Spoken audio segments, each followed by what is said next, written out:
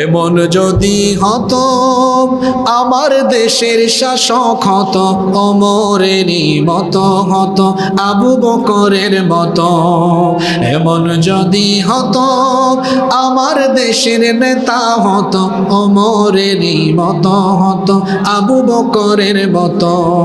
জনগণের খোঁজ খবর নিত রাত দুপুরে, ঘুরে ঘুরে দেখতো কি কেউ আছে অনাহারে।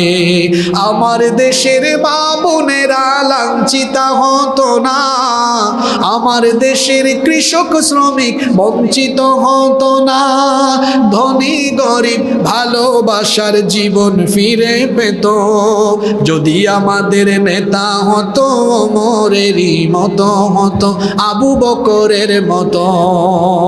আমরা চাই কি চাই না আগামীর বাংলাদেশ হবে আলেম উলামা পীর মাশায়েখদের নেতৃত্বে কুরআন সুন্নাহ আর ইসলামের বাংলাদেশ। আমরা আলেম উলামা পীর মাশায়েখদের সাথে আছি না নাই?